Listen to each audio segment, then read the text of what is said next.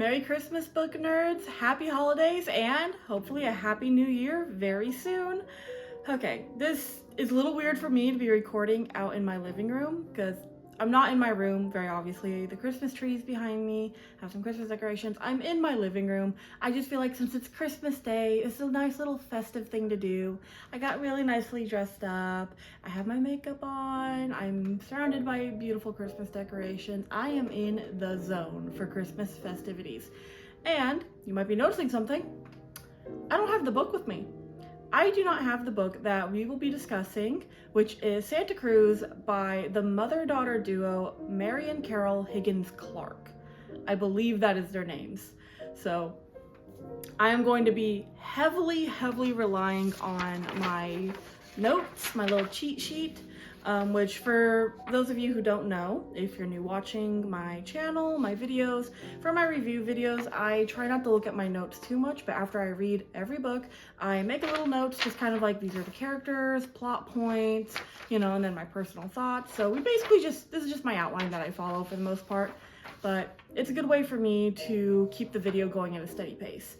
But I don't have the book with me. And really funny story, I read Santa Cruz in October, because in October when I started posting videos, I realized that Christmas was going to be on a Thursday. So I didn't take account for that, so I was scrambling to try and find a Christmas book because it's Christmas Day. Of course I have to read a Christmas book for Christmas Day. Of course that's the book I'm gonna have to talk about. I don't have a Christmas book, like in my own library. I don't have a holiday themed book. The only holiday themed book I genuinely have for Christmas is Plum Pudding Murder, which is a Murder She Baked novel, part of the Murder She Baked series. And when I decided to do this challenge of reading every single book I own, I'm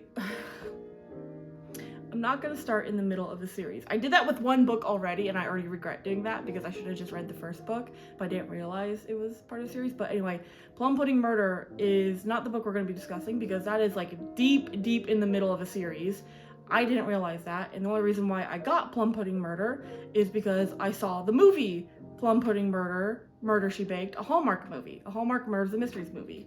So I did not have a book to read, and then I was suddenly on vacation for over a month, and I had to read a Christmas book very soon. So my mother, who absolutely loves Christmas, she adores it, she's trying to get more into reading, she got her own Christmas books. And she had one Christmas book already stashed away and was like, here, read this. And that book was Santa Cruz. So this is not actually a book that I own or anything like that. This is a book my mother has, but we have a weird symbiotic relationship, I guess. My books are her books and her books are my books, but with my challenge of reading every single book that I own, it's books that I personally own.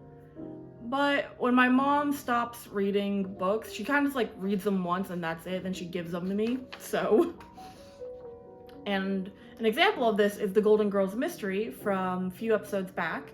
That's technically my mother's book, but she read it first, then she was done with it. She doesn't need to read it again, and so she gave it to me, so now it's my book. So, but anyway, it was a lovely addition to it. So let's get into Santa Cruz. It's a very interesting book. Also, if you can hear that, this is also why I did not record in my room, because my town is currently going through a windstorm at the moment. So it's not as loud in the living room, but it's still kind of loud. Like my room is so much worse. I am right next to it's just so much worse in my room. It's so much louder in my room and I don't know why. But in the living room, it's actually not too bad. So if you hear any background noise, it's most likely this ridiculously long windstorm that we are having. Thankfully though, nothing has technically got torn off the house. So knock on wood. So for the summary of Santa Cruz, normally I would have the book. The book would have a back of the book blurb, a synopsis, something for me to read off of. I would try to kind of give in the beginning when I first started doing these YouTube videos, I would try and remember what I read and just kind of explain it like that. But I feel like if a book has a back of the book blurb, read the back of the book blurb, and I know it's called a synopsis. I like calling it a back of the book blurb because I like the alliteration. However, as we already discussed, I don't have the book physically with me because I left it with my mom. She still has it. So I read the book while we were on vacation, I typed up my notes, and then I started reading the next book, and she has Santa Cruz, and she's not in town with me. This is going to be a very interesting Christmas without her, but I found the synopsis, the summary online, and this is what we're going to be, this is going to be our summary of the book, so. Okay, I did get the names right, okay. America's Queen of Suspense, Mary Higgins Clark, joins forces with her daughter, Carol Higgins Clark, in this fast-paced holiday novel. Elvira Mahan, a lottery winner turned amateur sleuth, and private investigator Reagan Riley are guests on the maiden voyage of the luxurious cruise ship, the Royal Mermaid, a post-Christmas gift from the Commodore Randolph Weed to a select group of charitable individuals. The hope for tranquil Caribbean vacation quickly vanishes when chaos ensues. Two dangerous criminals smuggled aboard by the Commodore's ne'er-do nephew are on the loose. Two Santa suits disappear from a locked room. A storm develops at sea. An attempt is made on a passenger's life in the infirmary. As the ship sails through troubled waters, Elvira, Reagan, and her husband Jack, head of the New York Police Department Major Case Squad, must uncover clues to find dangerous men and save the holiday cruise. Is Major Case Squad an actual thing? I'm just now questioning this. I read this, oh god, I'm gonna drop my notes. I read this book within 3 days because it really is a fast-paced book. It's a quick read, it's an easy read. I have one issue with it, but we will get to it. It's a pretty big issue, so if you've seen my crash out on the Golden Girls murder mystery, this is nothing compared to that. So, it's not that big of a crash out, but it's a pretty big crash out in my opinion.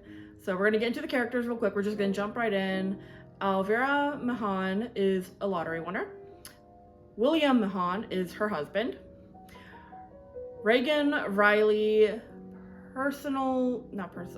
private investigator. I'm looking at my notes where I wrote PI and I'm like, it's personal investigator. Private investigator. Oh my goodness. My brain is not working for me. A PI and recently hitched.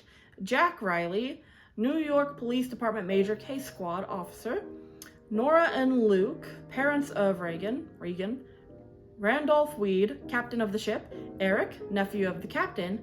Left Hook Louie, ghost of honor, which is a very interesting thing on the cruise. Uncle of the gangster. I'm just reading off my notes. Dudley Loomis. Every time I hear the word Loomis, I just think of Scream, which I know that in itself is a reference to, I believe, Halloween, but I just think of the movie Scream now. Which is the PR cruise director. Bull-Eye Tony, dangerous man, nephew to left Hook Louie. Highbridge, rich kid, right-hand man to Tony. And that's all the characters. And I know I kind of just went through this really fast. I didn't kind of take a time, oh my god. Take the time to kind of explain, talk about our characters, but really how I just went through and gave you like a little bit of like who they are, what they are. That's all you really need. That's quite literally it. There's nothing else you really need. And this book is portrayed as a mystery kind of thing a little bit. That's how my mother portrayed it when she handed me the book to read. And I didn't look too closely. I just took it with me on the vacation and I got through what I needed to get through. Into the actual plot and setting. So the setting itself, it's just on the cruise. Where you're in the cruise, you're going to the Caribbean, it's after Christmas, it's gonna be fun, it's festive. And the plot is basically the summary, which I feel like is kind of like the plot is the like summary of the book or whatever. It's like, no, it's genuinely everything we went over in this summary right here. That's the book. Like, there you go. Me reading off the summary, there you go. You read the book. Because this book is portrayed as a mystery, but like, you already know what happens. Like, oh, what happened to the Santa suits? You already know it's from the two dangerous men that the nephew is dragging on ship and hiding on there. Like, oh, like, who harmed this passenger? It was one of the dangerous men. What does Left Hook Louie have to do with anything? It doesn't. It's just like it's just a promotional thing. The gangster just happens to look like him, I guess.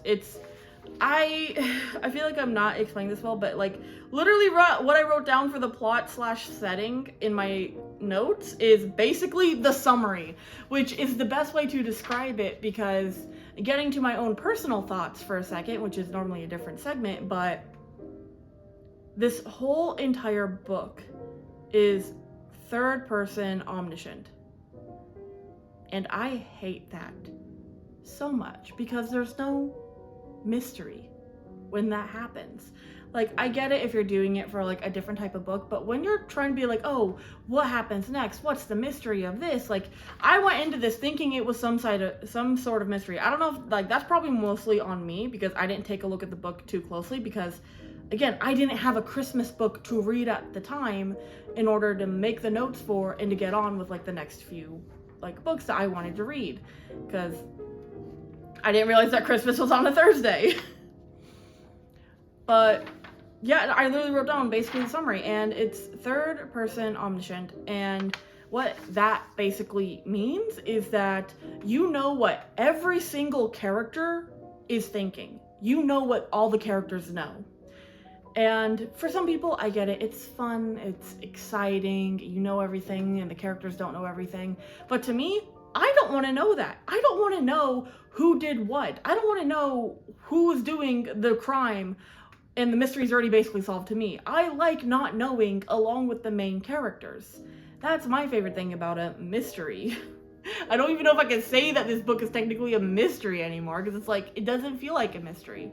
And trying to talk about this story in such a way, because it's like, okay, well, I want to talk about our main character, the lottery winner, but we don't get the main character at first. We get the commander of the ship, and we're getting all of his thoughts about how, oh, this ship was kind of like a midlife crisis kind of thing. It's like buying a new car you can't afford. That's what buying a cruise ship is. And the PR man thinks that the captain's an idiot and doesn't listen to him and doesn't respect him. And Eric doesn't care about his uncle or the ship, and he's just trying to make $1 million by getting these two crooks who are on the run onto the ship and into like outside of US borders. Like, you're getting all of those thought processes in like the first 3 chapters. It's not like one chapter for every person and what they think. It's like, no, it's all of them scrambled together. And then you're getting the lottery winner and her inviting her friends over to go on this cruise with her, and her husband are gonna have such a fun time, and how they're thinking like, oh, but this is dangerous and blah blah blah, like, you always get yourself in danger somehow. And she's like, oh, but it'll be so fun, it'll be so relaxing, like, don't worry, I'll pay for anything that you guys need, and this and that, because she won a $40 million lottery. And it became very clear to me that this is in fact a book of a series. I did not know that either, because I don't do research on these authors. I don't do research on what they write. I need to start doing that. Because how I end up getting books half the time is that family members hand me books, or I go to a used bookstore and I get books there. That's how I got like 80 books at one point. But the other like 5% of the time, I'm at Barnes & Noble, I'm looking through the books, I'm like, oh hey, this looks interesting, I'll grab that and I'll read it later.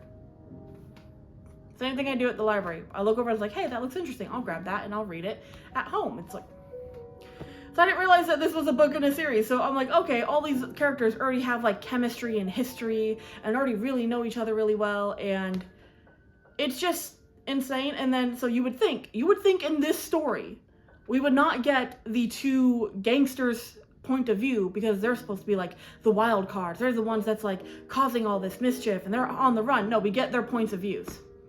Like, literally, when they come into the book, we're getting their points of views of how one guy is like, I'm not going back to the slammer. I want to find the person who ratted me out and this and that. And the other dude's like, I was a rich kid. I got to do this and this. Why did I get involved in crime? Why am I with this really dangerous gangster? And even and like there's this whole stint in the book where they get 12 Santas, and they have 12 Santa suits for the 12 Santas who are on this cruise, and they're going to be around being all holly jolly, ho ho ho, all that wonderful stuff, and 2 Santa suits go missing. So that way the 2 gangsters can walk around the ship without being noticed or spotted. I thought that was going to be like a bigger play. Nope, they just run and hide half the time because Eric, the nephew, like had to run them out of his room into a different area, and putting on the costumes was the best thing to do in that moment. And it was just, this whole book is just so ridiculous, and it's difficult to try and talk about. Because it's like, okay, because again, it's like, well, while this is happening, and it's going back and forth, and you're getting all the information from all the characters, and it feels really muddled, in a sense. You know, it feels muddled. And I don't know if it's just because I haven't read third-person omniscient before, or what, but it felt very muddled, and essentially, the 2 gangsters are hiding on the ship with Santa suits. The Santa suits are missing. Everything seems to be going wrong, like this and that happening.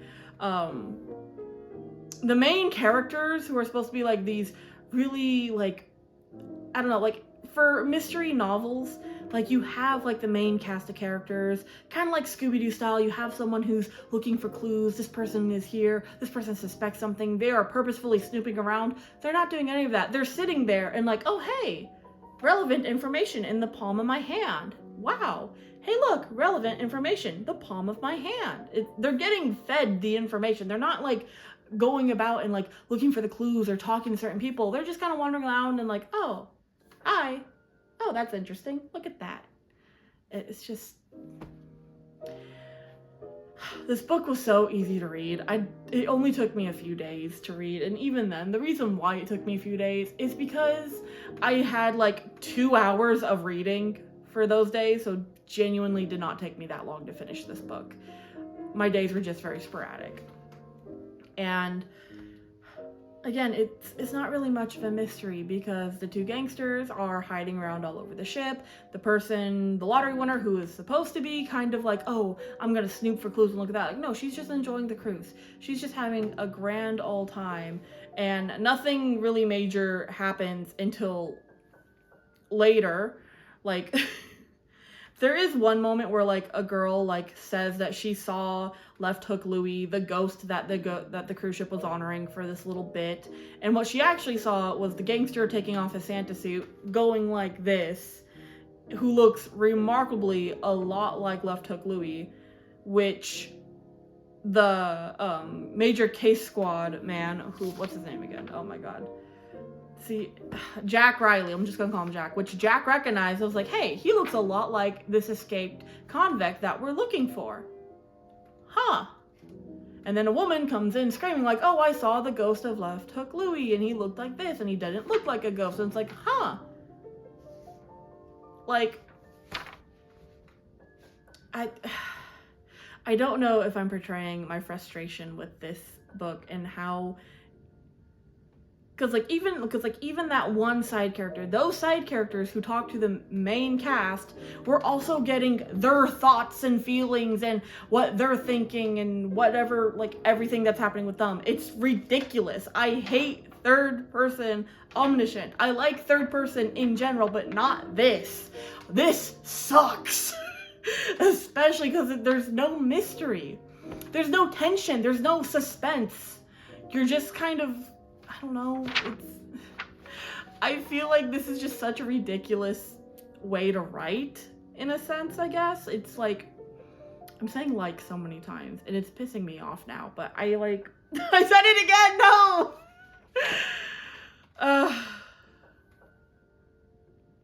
This book is just really hard to talk about. And I've tried talking this book like to my mom, to my friends, to my coworkers, and I always get weirdly tongue-tied because it's incredibly difficult to talk about this book. Like, I said it again. I need like a rubber band. Help! Why do I keep saying like so much? Okay. Maybe I can, okay, switch out like with okay, but it's just odd. And then there's a point in the book where the two gangsters are hiding, and one of them like recognizes one of the people there, and he kind of goes, hey, that looks like the dude that ratted me out. So then he follows him down to like the nurse area, the infirmary that the cruise ship has, and tries to kill him right then and there. That was a bit of excitingness. Like, that was a bit exciting for the book, but he doesn't succeed, and the dude like absolutely just like freaks out because someone tried to kill me. But what is he doing on the ship? Because I feel like that's the real mystery, not like the gangsters or anything else that this book, especially with the summary, tried to allude to. It's like, why is he on the ship if he just wants to leave? Because that's that one's character whole thing, is that this one dude wants to leave the ship. And there's no reason for it. And we don't get that reason until a little after midway through the book do we realize, like, hey, the captain has this really fancy jewelry box that's actually really expensive. And turns out the dude who was almost killed wants that jewelry box. And that's the climax of the book. The dude wants the jewelry box. The two gangsters are trying to kill off the dude who ratted him out. And the ship gets turned around because, hey, the detective Jack heard a story from the woman, like, hey, she saw a ghost, but it didn't look like a ghost. And this gangster, what's his name? Bull-Eye Tony. I'm sorry, I reread the name and I'm like, okay, hang on, that is a ridiculous name. It's a very gangster name, but it feels like a Batman gangster kind of character. Like, it feels like it's a character that belongs in Batman the Animated Series. And there's the wind. So yeah, so the cruise ship gets turned around because Jack insists on it because he's a cop or whatever. He's like, hey, turn the cruise around, stay in American waters and all that kind of stuff. Stay within the U.S. borders. And then Bull-Eye Tony and High Bridge. Oh my god, that cannot be what his actual name is. The right-hand man to Tony. They end up trying to kill the dude, but that doesn't work out. And Elvira gets thrown off the boat. She doesn't even get thrown off. No, she doesn't get thrown off the boat. She jumps into the water. And the whole reason why, like, they're going out and they're doing all this stuff, partially for the cruise, is to dump, like, the captain's mother's ashes into the water. So he throws the jewelry box, which the mother ashes are in, off the side. And she catches it. And this book is just ridiculous. Like, it feels like nothing really happens. They're just walking around. They find a pack of cards. They play with it. It has code numbers to like a Swedish bank offshore account type of thing. It belongs to the gangster. Eric, the nephew, regrets ever getting these dangerous criminals on board because they're threatening him. The captain of the ship is an idiot. He just talks in circles and does not want to admit that when stuff goes wrong. The PR dude does not want to have to deal with this. He keeps trying to keep the ship going because he has ship experience and all this stuff. It's like I feel like there's nothing that really happens that's worth mentioning in this book. I mean, we get a little bit of excitement when Bull-Eye Tony, when the Batman villain Bull-Eye Tony, tries to kill this one dude, which even then, I didn't even name him in my character sheet because he doesn't show up often. He's just a bit grumpy. And again, third person, omniscient.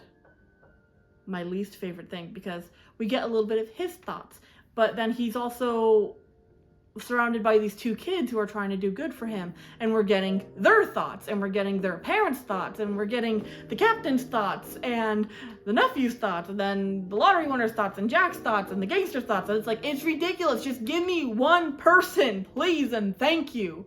Like, if you have to switch the point of views, okay, do that in between, like, do that every chapter, all right? It's like, one chapter is one person, another chapter is another person. Just do that, and I'll be happy. Like, don't give me this bullshit. Anyway, I feel like I just made the plot even more confusing, but that's how it felt reading it, because you're jumping from one person to another, but eventually you do get the whole picture. But it's in such a ridiculous way. It's like, okay, well, this dude wants to steal this dude wants to kill him, he's hiding them, they stole the suits, so we know what happened, we know how it got done in the time that it's happening.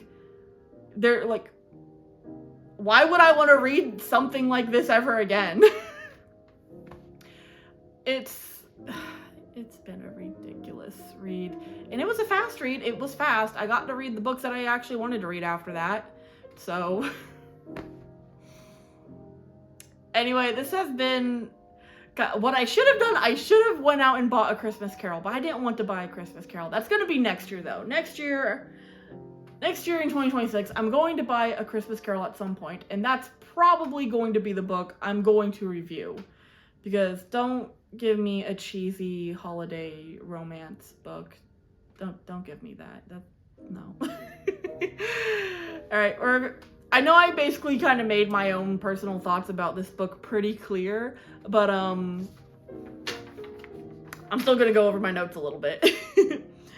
So, the third person, Omniscient, I don't like it at all. The book itself I found boring, but it's an easy read. It's a quick read. If you just want to get a book done and over with, and you want it to be Christmas flavored, then I guess go for it. That's another thing I started talking to my mom about. I was like, this isn't really a Christmas book. It's not really Christmassy.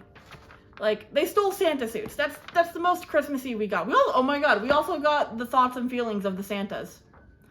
There was like 12 or 13 Santas. We didn't need to know that. I hated it so much. It was a very easy read, and the rating that I gave it out of 5 was 2.5, and I feel like that was very generous of me.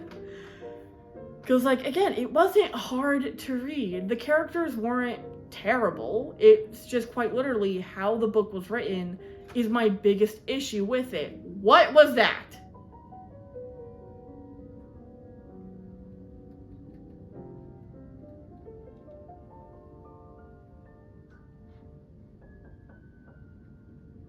Hello?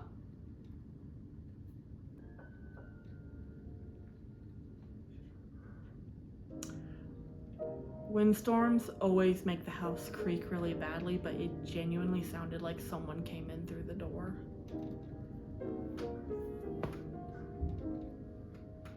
I'm just going crazy. This Christmas, I've gone crazy. You know what? That's just how it is. But you know what? The New Year's coming around the corner. Anyway, guys, I hope you enjoyed this video. I did not enjoy this book.